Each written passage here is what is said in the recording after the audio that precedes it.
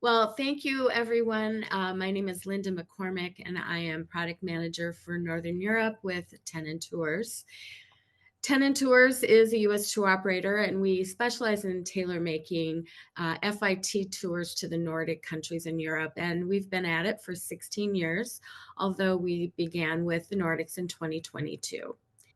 So regarding the U.S. market and the outbound environment, right now it's no secret that Americans traveled in huge numbers in 2023.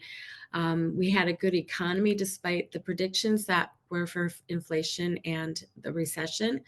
A bounce back of travel was helped by the strong dollar and low unemployment. I did some statistics, and for the most part, people were just going to one country instead of combining countries.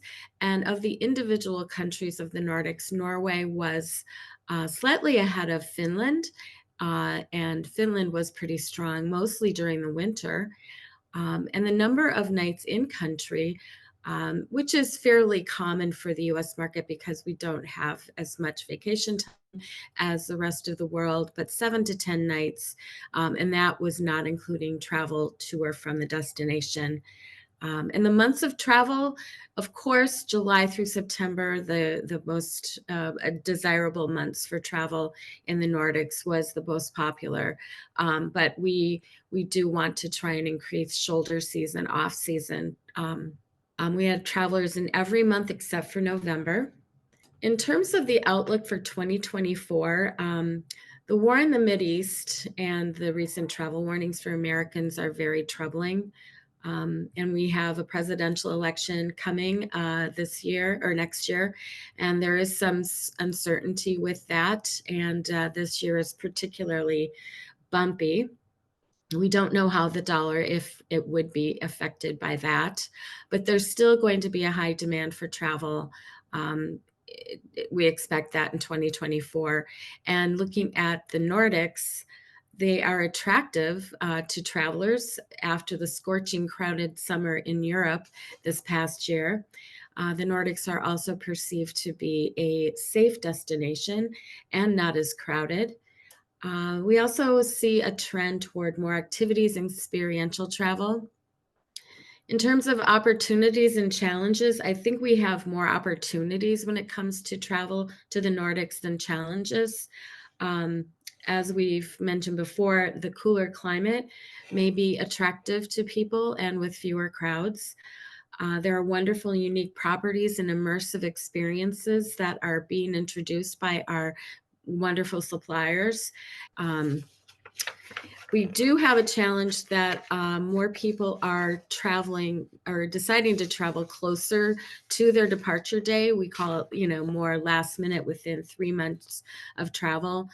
The challenge with booking within three months, though, we know is availability, and that is an issue in some destinations. We have a lot of good things to be looking at with the Nordics. They could be considered to be sort of undiscovered by many Americans, and there's a large potential to tap for people that are looking for something different. Looking at slow travel and sustainable tourism, getting that to increase. Another expectation for the future are climate change effects and future pandemic possibilities, which unfortunately would catch us all off guard again. And economic and geopolitical instability is always a chance when we look at the world as it is now. And then we'd probably see more carbon offsetting programs in the travel industry with transportation and accommodation.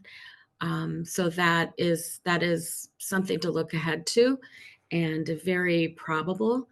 So the US market is unfortunately vulnerable from many angles. Anything can happen at any time.